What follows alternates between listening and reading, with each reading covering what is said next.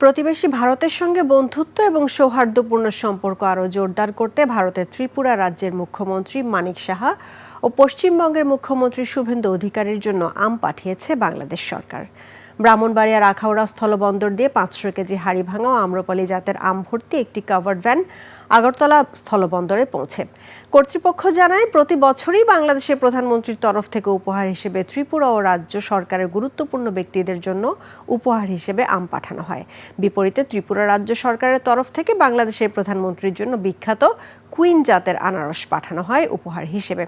একই দিনে পশ্চিমবঙ্গের মুখ্যমন্ত্রী শুভেন্দু অধিকারীর জন্য আম্রপালি ও হাড়িভাঙা জাতের আম পাঠানো হয়েছে। যশোরের বেনাপোল স্থলবন্দর দিয়ে আমের চালানটি ভারতে পাঠানো হয়।